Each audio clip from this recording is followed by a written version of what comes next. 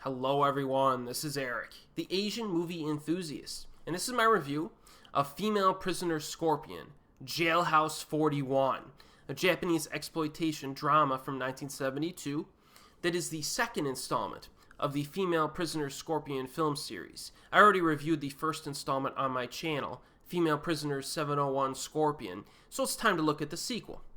So Jailhouse 41 picks up the story immediately after the earlier entry in catapults heroine Nami Matsushima, also known as Scorpion, played by Meiko Kaji, from prison, inmate, and victim, to the leader of a female rebellion within the prison.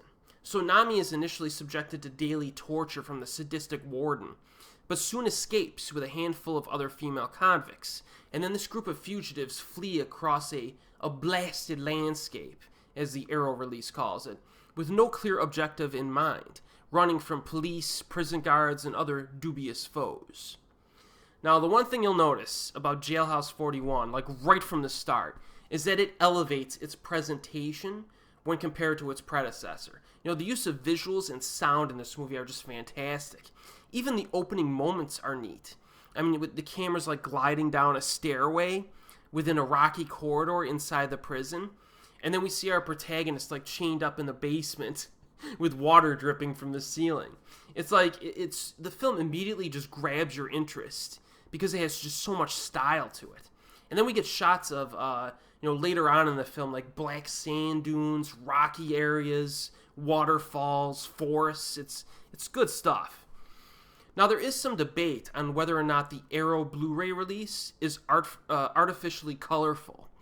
I was unaware of this when I did the my collection video on that release, but there are some people out there who actually prefer the prior releases on DVD of this film in particular because of the differences in coloring that resulted from the restoration process.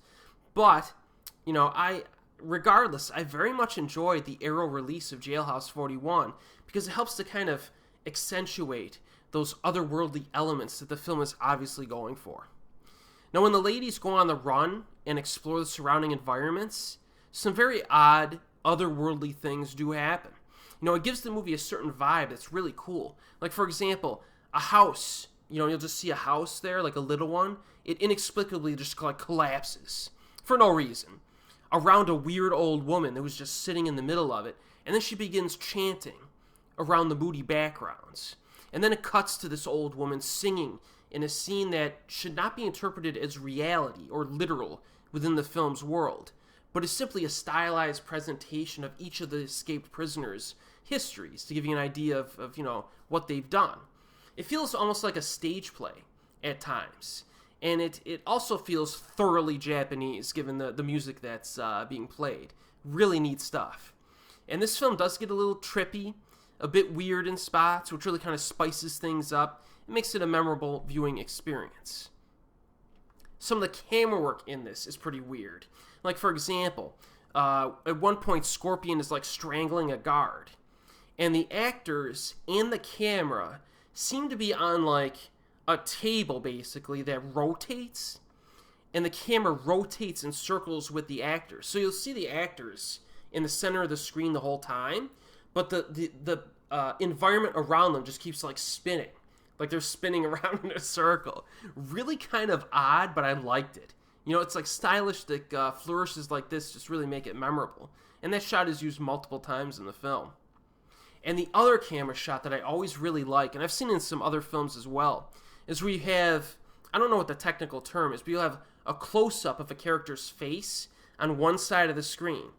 And on the other side of the screen, you'll have a background image of like the people or the things happening behind them. But both images are in focus. So I don't know what the technical term is, but I love that shot. And anytime it shows up in a film, like in this, I'm like, whoa, it's very like impactful visually. I kind of wish that shot would be done a little bit more in films. I think it should be used more. So yeah, the whole presentation of Jailhouse 41 is really impressive.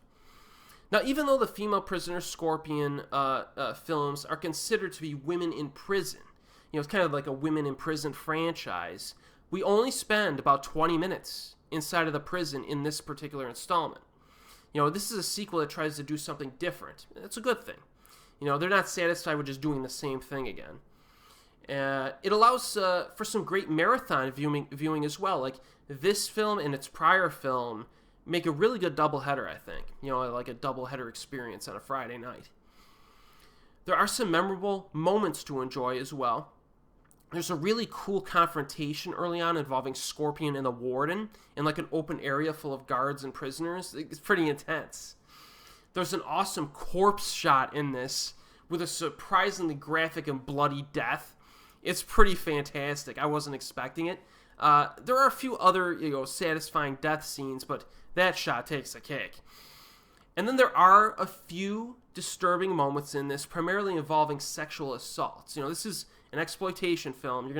Sometimes you're gonna get some of that. You should expect that from a film like this. But I'm warning you, regardless. They're not especially like graphic or really hard to sit through, but they are unsettling, as expected. And you will notice, of course, in this film, every male character is just a total slime ball and completely reprehensible. Every single male character.